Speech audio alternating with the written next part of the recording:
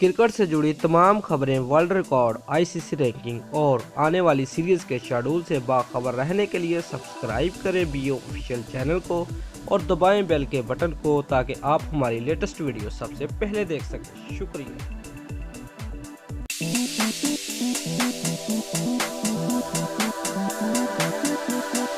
Viewers, कौमी cricket team के कप्तान सरफराज अहमद ने एशिया कप क्रिकेट टूर्नामेंट में टीम की नाक़स कारकर्दगी का एतराफ़ कर लिया। मीडिया रिपोर्ट के मुताबिक सरफराज अहमद ने एशिया कप सुपर 4 मरहले में बांग्लादेश से शिकस्त के बाद प्रेस कॉन्फ्रेंस के दौरान एतराफ़ किया कि टीम ने क्रिकेट के तीनों शोबों में नाक़स कारकर्दगी दिखाई और खुद उनकी अपनी कारकर्दगी भी अच्छी नहीं रही। व्यूअर्स, सरफराज अहमद ने कहा कि मुझे अच्छी कारकर्दगी दिखानी चाहिए थी, शिकस्त की एक वजह मेरी कारकर्दगी भी थी।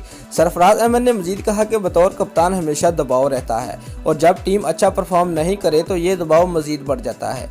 मैं गलत बयानी नहीं करूंगा, लेकिन टीम की खराब कारकर्दगी ने मेरी नींदें उड़ा दी। मैं 6 रातों से नहीं सोया, हालांकि ये सब जिंदगी का हिस्सा है। व्यूअर्स, मीडिया के सवालात का जवाब देते हुए सरफराज अहमद शर्मिंदगी दिखाई दिए और कई जगह ऐसा लगा कि वो अभी रो देंगे। प्रेस कॉन्फ्रेंस के दौरान जब उनसे पूछा गया कि क्या वो थोड़ा आराम करने के लिए किसी दूसरी विकेट कीपर को मौका देंगे, जिस पर सरफराज अहमद ने तल्ख से जवाब दिया कि ये काम सिलेक्शन कमेटी का है, मेरा काम खेलना है, मैं खेलता रहूँगा। आप ये सवाल सिलेक्शन कमेटी से जाकर पूछें। सहाफ़ी ने पूछा कि आप गुस्से में हैं, जिस पर सरफराज अहमद ने जवाब दिया कि मैं गुस्से में नहीं हूं, मुझे एशिया कप में मायूस कुन कारकर्दगी पर अफसोस है, लेकिन घबराहट में फैसले करने की कोई ज़रूरत नहीं है और ना ही इस हार के बाद अफरा तफरी का शिकार होने की ज़रूरत है।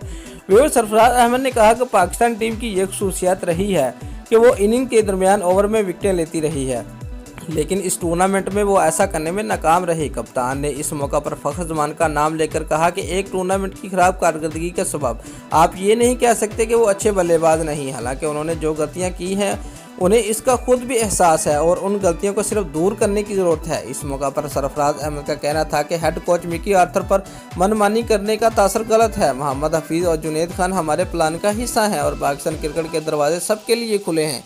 दोस्तों, अगर आपको हमारी ये वीडियो पसंद आई है तो लाइक और कमेंट लाजमी करें और हमारे चैनल को सब्सक्राइब करना मत भूलिए। शुक्रिया।